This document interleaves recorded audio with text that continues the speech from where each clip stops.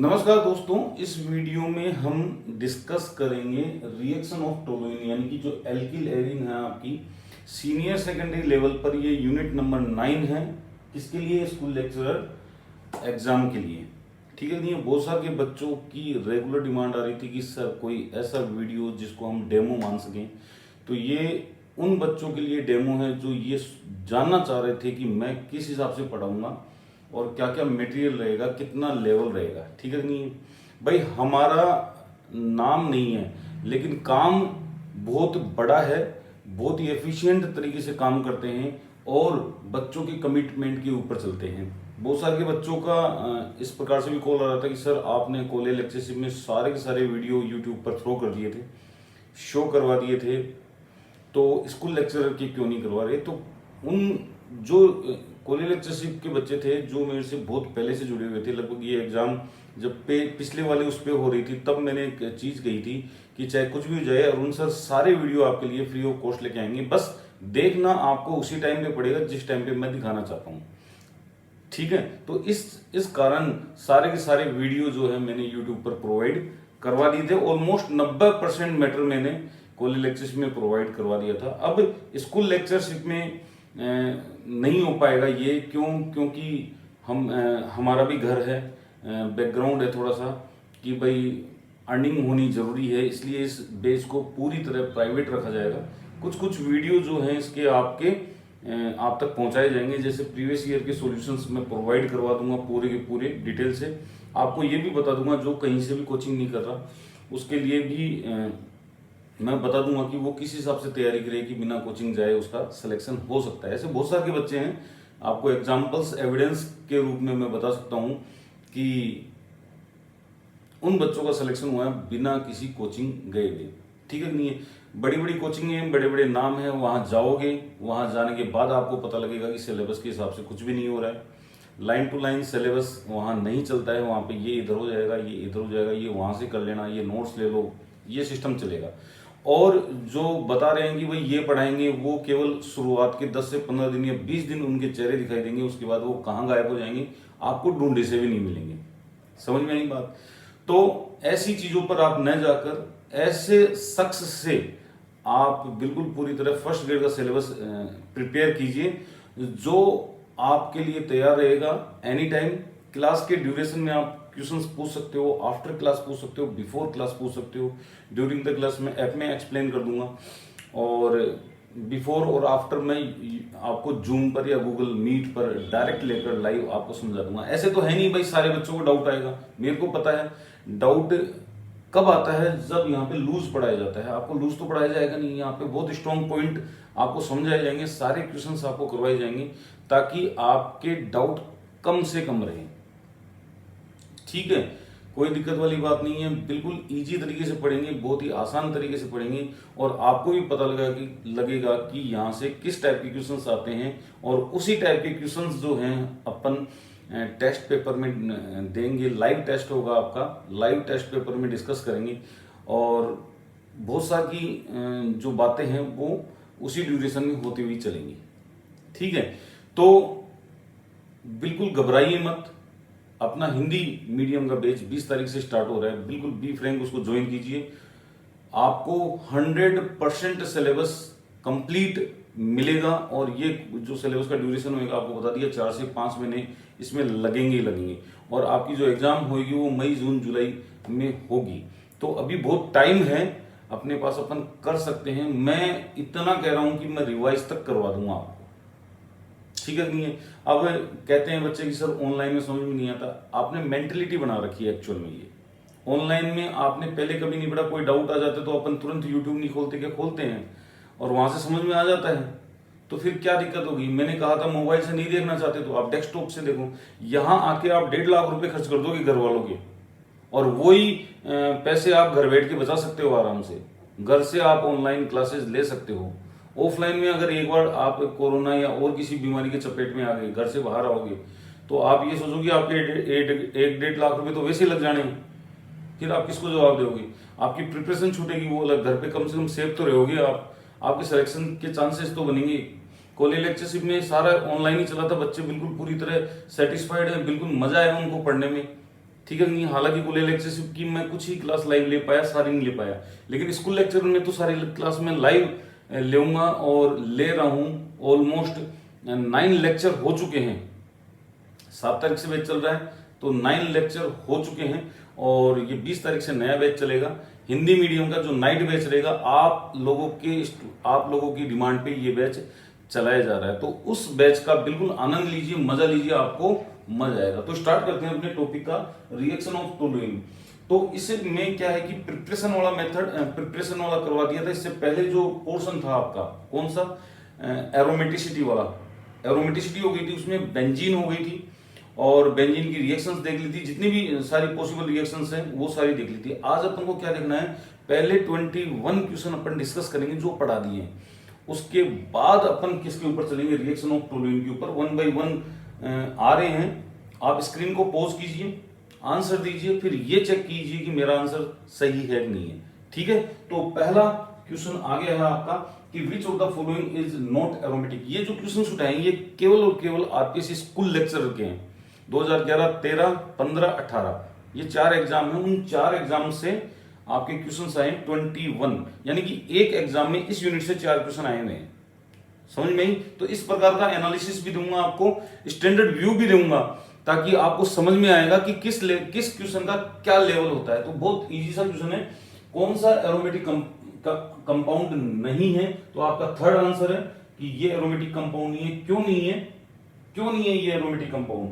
क्यों नहीं है? क्योंकि इसके पास sp3 कार्बन एटम आ गया, जो नॉन एरोमेटिक कंपाउंड्स में पाया जाता है। ठीक है, ज्यादा लेवल के क्वेश्चन नहीं आएंगे। अब मान लो कि एक टॉपिक है आरपीएससी में, समझना, जैसे थर्मोडायनेमिक्स है, काइनेटिक्स है।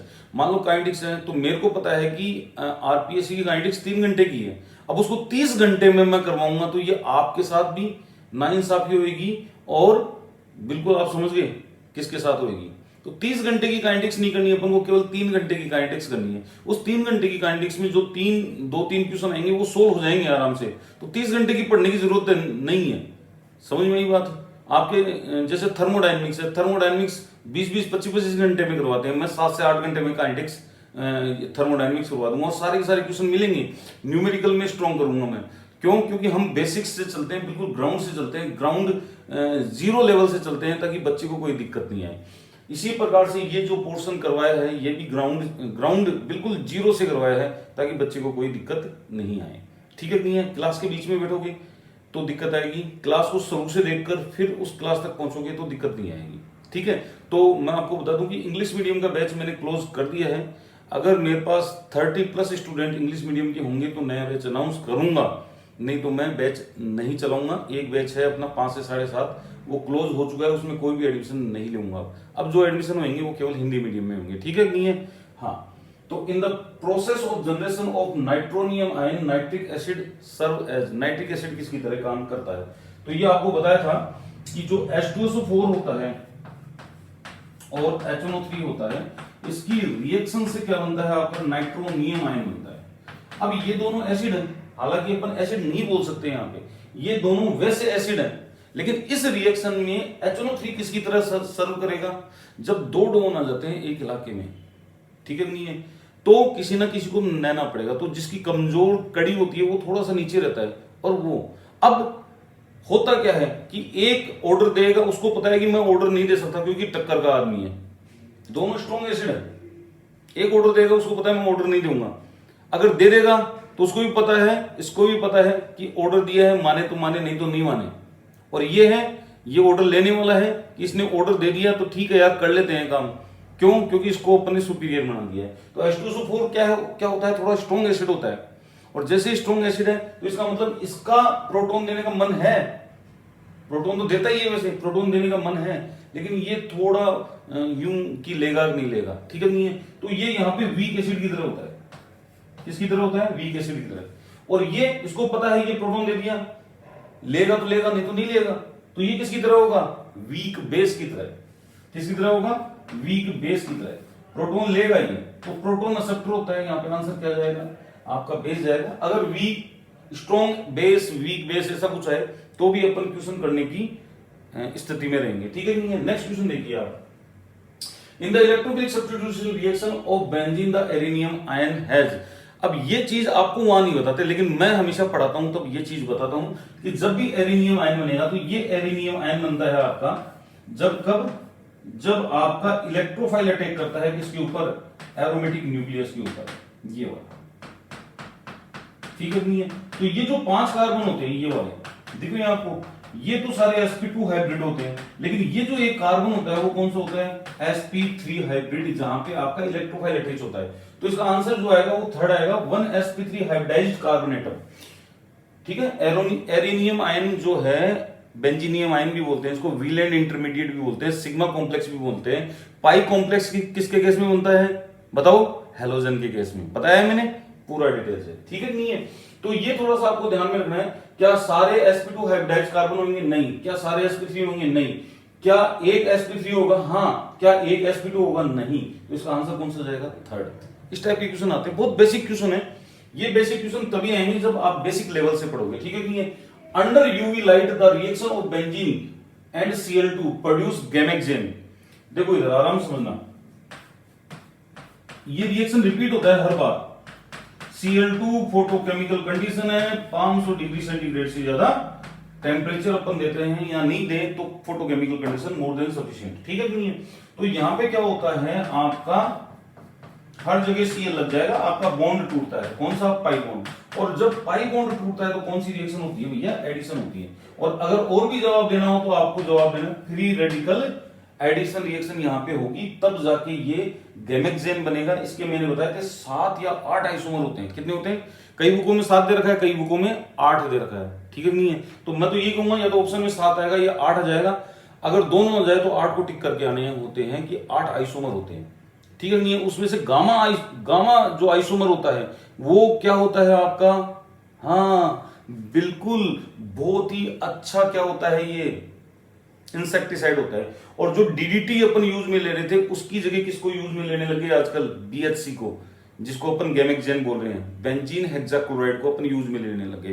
क्यों, क्योंकि बेंजीन हेक्साक्लोराइड बायोडिग्रेडेबल है, ये डिग्रेड हो जाता है, ठीक है नहीं है। और जबकि डीडीटी क्या था, नॉन बायोडिग्रेडेबल, और वो कहीं ना कहीं ह्यूमन हेल्थ के ऊपर रिवर्स या एडर्सिव इफेक्ट डाल रहा था, जिस कारण से उसको बैन कर दिया गया। और उसकी जगह आजकल किसको यूज में लेने लग गए, अपन बीएचसी को यूज में लेने लग गए। आपको पता है ग्रीन में करवाया था ये सारा का सारा कोलेलेक्सिसिव वाले में, अगर कोई वीडियो देख रहा है तो ये करवाया हुआ है पूरा डिटेल से, टेंशन मत लो, ठीक है नहीं है। The reaction with which of the following reagent followed by hydrolysis. देखो हाइड्रोलाइसिस करवा रहा है और बेंज एल्डिहाइड बनाएगा कहां से, टोलुइन से। तो ये टोलुइन होती है, इस टोलुइन की अपन किससे रिएक्शन करवाएं, क्रोमिल क्लोराइड से। किससे करवाएं, क्रोमिल क्लोराइड। ये क्रोमिल क्लोराइड है ना। तो इसका आंसर वैसे तो क्रोमिल क्लोराइड है, लेकिन बता देता हूं, जब क्रोमिल क्लोराइड से रिएक्शन करवाते हैं तो ये इसके साथ एक कॉम्प्लेक्स बनाता है। क्या बनाता है, Cr2O4 Cl4, ये कॉम्प्लेक्स बनाएगा। इसको ऐसे भी लिख सकते हो आप, चाहो तो ऐसे भी लिख सकते हो, आपकी इच्छा की बात है। दोनों में से कोई सा भी वर्जन आ जाएगा, क्योंकि एनसीईआरटी में ये लिखा हुआ है इसलिए मैंने बता दिया। इस प्रकार से भी लिखा हुआ मिल सकता है, इस प्रकार से भी लिखा हुआ मिल सकता है, ठीक है। तो ये कॉम्प्लेक्स बनता है। इस कॉम्प्लेक्स का जब अपन वाटर हाइड्रोलाइसिस करवाते हैं, क्या करवाते हैं, वाटर हाइड्रोलाइसिस, तो ये वाटर हाइड्रोलाइसिस से क्या देगा भाई, बेंजोएल्डिहाइड देगा। और इस रिएक्शन को क्या कहा गया है, इटार्ड रिएक्शन। क्या कहा गया है, Etard reaction. Very very important reaction. हर बार ये कोई ना कोई पैटर्न चेंज करके ये क्वेश्चन पूछता है। अच्छी रिएक्शन है, ठीक है नहीं है, कोई दिक्कत। अगर मान लो कि आप इथाइल बेंजीन के साथ रिएक्शन करवा रहे हो साहब, इथाइल बेंजीन के साथ रिएक्शन करवा रहे हो, अभी आगे बताऊंगा मैं, हालांकि ये अगर मान लो कि इथाइल बेंजीन के साथ करवा रहे हो तो ये वाला किसमें कन्वर्ट होगा आपका, क्रोमिल क्लोराइड ऑक्सीडेशन में, ये वाला CHO में कन्वर्ट होता है, यानी कि टर्मिनल मिथाइल ग्रुप किसमें कन्वर्ट हो जाएगा, CHO में। ये टर्मिनल जो भी लास्ट में आएगा, अगर एक कार्बन और बढ़ा रहे हो तो भी वो किसमें जाएगा, CHO में जाएगा, ठीक है। बिल्कुल सिंपल रिएक्शन। नेक्स्ट क्वेश्चन देखो आप, which among the following is aromatic. तो एरोमेटिक कौन है, तो ये क्या है, 4n sp3 इसका मतलब एरोमेटिक कौन सा हो गया, फर्स्ट हो गया।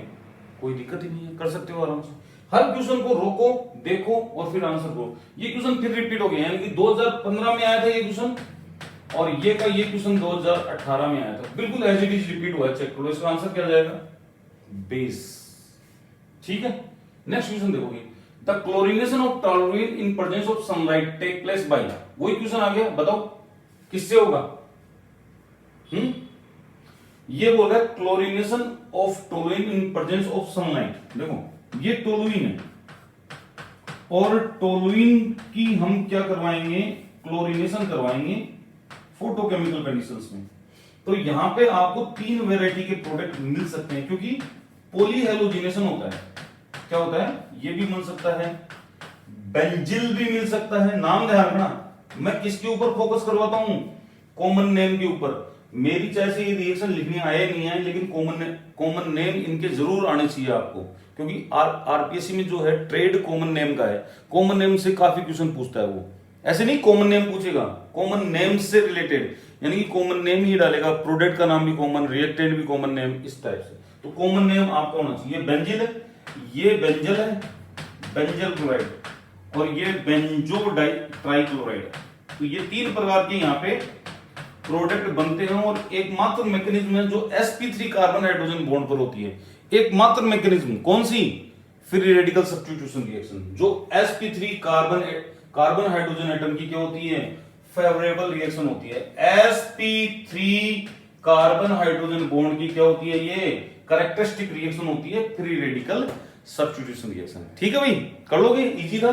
नेक्स्ट क्वेश्चन देखो, Which of the following is not orthoparaditic? Detail से समझाया कि आप अगर मान लो कि अननोन ग्रुप भी आ जाता है तो आप कैसे करोगे कि कौन ऑर्थोडायरेटिंग है, कौन पैराडायरेटिंग है, कौन सा मेटाडायरेटिंग है, पूरा डिटेल से समझाया हुआ है, और आपने सारे क्वेश्चंस के जवाब भी दिए उस टाइम पे। लेकिन यहाँ पे आप देखोगे लोन पेयर है इसके पास भी लोन पेयर है, इसके पास भी लोन पेयर है, तो लोन पेयर वाले जनरली ऑर्थो पैराडायरेटिंग ग्रुप होते हैं। और ये पूछ रहा है नोट कौन नहीं है, तो इसका आंसर जाएगा CHO। कर सकते हो आराम से, बिल्कुल इजी क्वेश्चन था, कर सकते हो, कोई दिक्कत वाली बात नहीं है। नेक्स्ट है ratio of pi electron present in naphthalene and anthracene. Common name आ गया नेफ्थलीन और बेंजीन। मैंने आपको क्या कहा था, अगर नाम आपको पता है तो आप बड़ी आसानी से कर सकते हो, नहीं तो बहुत दिक्कत आएगी आपको। ठीक है, और मैं ज्यादातर इन्हीं के ऊपर फोकस करता हूं कि सिग्मा और पाई बॉन्ड की कैलकुलेशन करवा देता हूं, मैं कोई रेशियो पूछ लेता हूं क्लास के ड्यूरेशन में। क्यों? क्योंकि ज्यादातर जो क्वेश्चंस हैं वो इन्हीं के ऊपर बनते हैं। समझ में आई भाई? आरपीसी क्या करेगा, नए क्वेश्चन कहां से लाएगा? लाएगा नहीं, इस टाइप के क्वेश्चंस बना देगा। अब नेफ्थलीन में होते हैं 5, होते हैं नहीं होते? तो नेफ्थलीन में होते हैं 5 और बेंजीन में होते हैं 3।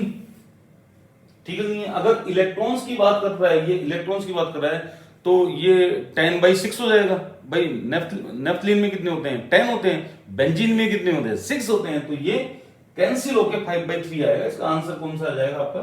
First will be answer. कोई दिक्कत, कर सकते हो आराम से, इजी था। नेक्स्ट देखो आप, ये वही क्वेश्चन आ गया, देखो क्या बनेगा बताओ। देखो बेंजीन का 3Cl2, ये तो जच्चा दिया है आपको, गैमेक्सेन बनेगा। रिपीट हुआ है ना क्वेश्चन? हाँ। Friedel-craft reaction is related with, Friedel-craft आपको पता है या तो एल्काइलेशन होगा या असाइलेशन होगा। और एक चीज और ध्यान रखना, नाइट्रोबेंजीन सॉल्वेंट की तरह काम में लेते हैं, बताया था मैंने। एनिलीन नहीं देती है फ्रीडेल-क्राफ्ट रिएक्शन, नाइट्रोबेंजीन नहीं देती है, एनिलीन नहीं देती है। तो इस टाइप का क्वेश्चन भी आ सकता है कि कौन फ्रीडेल-क्राफ्ट देता है, कौन नहीं देता। नेक्स्ट देखोगे, अमोंग द फॉलोइंग इज, ये दोनों क्या है? तो ये दोनों एरोमेटिक है, क्योंकि इसके पास भी 6 पाई इलेक्ट्रॉन है, इसके पास 10 पाई इलेक्ट्रॉन है। तो 6 पाई इलेक्ट्रॉन वाला भी एरोमेटिक होता है, 10 पाई इलेक्ट्रॉन वाला भी एरोमेटिक होता है, तो बोथ आर एरोमेटिक। ठीक है भाई। नेक्स्ट क्वेश्चन देखो, which of the following is not true for aromatic hydrocarbon. कौन सा एरोमेटिक हाइड्रोकार्बन के लिए ट्रू नहीं है? तो पहला है कैरेक्टरिस्टिक ऑर्डर, इनमें स्पेसिफिक स्मेल होती है, बिल्कुल सही बात है। इनकी स्मेल को एरोमा बोला जाता है। क्या बोला जाता है? एरोमा। ठीक है नहीं है? इनमिसिबल वाटर, बिल्कुल वाटर में क्यों मिसिबल होंगे? क्यों? क्योंकि ये नॉन पोलर होते हैं। कैसे होते हैं? नॉन पोलर होते हैं। और नॉन पोलर कभी पोलर सोलवेंट में मिक्स नहीं होता। नॉन पोलर में होगा, लाइक जो लाइक वाला कंसेप्ट लगाएंगे अपन। बर्न विद सूटी फ्लेम, हाँ ये सूटी फ्लेम के साथ बर्न होते हैं, बिल्कुल सही स्टेटमेंट है, क्योंकि यहाँ पे कार्बन हाइड्रोजन रेशियो क्या होता है? ज्यादा होता है। ये थोड़ा ध्यान रखना।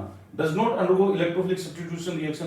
क्या बोल रहा है कि इलेक्ट्रोफिलिक सब्स्टिट्यूशन रिएक्शन में नहीं जाएंगे, तो भैया एरोमेटिक रिएक्शन की कैरेक्टरिस्टिक रिएक्शन ही सब्स्टिट्यूशन रिएक्शन है, तो क्यों नहीं जाएंगे ये सब्स्टिट्यूशन रिएक्शन में, जाएंगे ये। तो इसका मतलब इसका ये जो स्टेटमेंट है ये गलत स्टेटमेंट है, तो आंसर यही होगा। ठीक है, इस टाइप के क्वेश्चंस आएंगे बहुत इजी। नेक्स्ट क्वेश्चन है reaction of benzene with acetyl chloride in presence of anhydrous AlCl3। तो ये फ्रीडेलक्राफ्ट की रिएक्शन आपकी, अगर आप बेंजीन की रिएक्शन एसिटिल क्लोराइड के साथ करवा रहे हो, किसकी प्रेजेंस में, AlCl3 की प्रेजेंस में, तो क्या बनेगा भाई, क्या बनेगा, एसिटोक्विनोन। क्या बनेगा, एसिटोक्विनोन। देखो देखिए कहां है आंसर, बिल्कुल ये रहा, एसिटोक्विनोन। नाम बताया था कॉमन नेम इसका मैंने, एसिटोक्विनोन। नेक्स्ट है ये पूछ रहा है कि मेटा डायरेक्टिंग कौन कौन से हैं, तो इसका पहला ही आंसर है, इसमें लोन पेयर वाला, इसमें लोन पेयर वाला, इसमें लोन पेयर वाला, इसलिए तीनों नहीं हो सकते। इसका मतलब फर्स्ट इज द आंसर्स। कोई दिक्कत, कर सकते हो आराम से। नेक्स्ट क्वेश्चन देखो, benzene react with chloroform in presence of anhydrous, यानी कि फ्रीडेलक्राफ्ट होगी और 3 बार होगी, तो 3 बार होगी तो ये क्लोरोफॉर्म है, क्लोरोफॉर्म है, तो 3 बेंजीन रिंग यहां पे जुड़ जाएगी आपकी, 3 बेंजीन रिंग आपकी यहां पे जुड़ जाएगी, 3 बेंजीन रिंग यहां पे ज्वाइन हो कर लेगी इसको। ठीक है, तो ये HCl, ये HCl, ये HCl, तो ये बन जाएगा आपका ट्राइफिनाइल मीथेन। चेक करो देखिए, मिला आपको ट्राइफिनाइल मीथेन, हाँ ये वाला इसका आंसर होगा। नेक्स्ट क्वेश्चन देखेंगे, which of the following aromatic compound is more reactive towards electrophilic substitution reaction. कौन सा इलेक्ट्रोफिलिक, इसके ऊपर मैं ज्यादा जोर देता हूं क्योंकि इस टाइप का एक क्वेश्चन 100% मिलेगा आपको। तो यहाँ पे बेंजीन है, टोलुइन है, बेंजल्डिहाइड है और बेंजोनाइट्राइल है। तो बेंजीन की स्ट्रक्चर देख लो, ये वाली होती है, टोलुइन की ये देख लो, ये वाली होती है, बेंजल्डिहाइड की ये वाली होती है। तो ये तो हो गया डीएक्टिवेटिंग ग्रुप, तो ये होगा नहीं। बेंजोनाइट्राइल भी क्या होता है आपका, डीएक्टिवेटिंग होगा, ये भी नहीं होता। इन दोनों में से कौन होता है, टोलुइन ज्यादा रिएक्टिव होती है, तो इसका आंसर क्या जाएगा, टोलुइन। इस टाइप का क्वेश्चन मिलेगा आपको, 100% मिलेगा। Which of the following is not a polynuclear hydrocarbon. Polynuclear hydrocarbon क्या होते हैं, जिनमें एक से ज्यादा बेंजीन रिंग होती है। ठीक है, नहीं है, जैसे नेफ्थलीन हो गया, एंथ्रासीन हो गया, फिनेंथ्रीन हो गया, क्राइसिन हो गया, पीसीन हो गया, और भी बढ़ जाओ आगे से आगे, वो सारे के सारे पॉलीन्यूक्लियर हाइड्रोकार्बन्स होते हैं एरोमेटिक। ठीक है, नहीं है, तो एंथ्रासीन आ गया, नेफ्थलीन आ गया, फिनेंथ्रीन आ गया, मेसिटिलीन नहीं है। तो मेसिटिलीन क्या होता है, मेसिटिलीन बेसिकली 3 मिथाइल ग्रुप होते हैं। ठीक है, नहीं है, ये मेसिटिलीन होता है, तो ये मोनोन्यूक्लियर है, पॉलीन्यूक्लियर नहीं है। ठीक है भाई। नेक्स्ट क्वेश्चन देखो आप, द रिएक्शन एयर वेपर, ये कौन सी रिएक्शन है। अब इस टाइप के क्वेश्चंस आपको नहीं करवाए जाएंगे, ये मैं करवाऊंगा आपको। क्यों, क्योंकि मैं बुक बेस्ड चलता हूं, क्योंकि एनसीईआरटी और ग्रेजुएशन की 9 बुक, एनसीईआरटी की 4 बुक और ग्रेजुएशन की 9 बुक, ये आपको ढंग से करवानी है। 120 के 120 क्वेश्चन आपकी जेब में मैं डाल दूंगा। ठीक है, नहीं है, इसका नाम है रशिक प्रोसेस, याद रखना, नहीं रशिक प्रोसेस। नेक्स्ट है the product A and be in the reaction sequence. ये रिएक्शन सीक्वेंस है, इसमें प्रोडक्ट ए और बी क्या है। तो सबसे पहले देखो नाइट्रेशन हो रहा है, इसका मतलब नाइट्रोबेंजीन होगी, और SnHCl से रिडक्शन करवा रहा है तो एनिलीन होगी। तो इसका आंसर क्या जाएगा, फर्स्ट ही जाएगा, नाइट्रोबेंजीन एनिलीन। तो ये कितने क्वेश्चंस थे अपने, ये 21 क्वेश्चंस थे जो मैंने डिस्कस कर लिए हैं। अब स्टार्ट करेंगे अपन रिएक्शन ऑफ टोलुइन।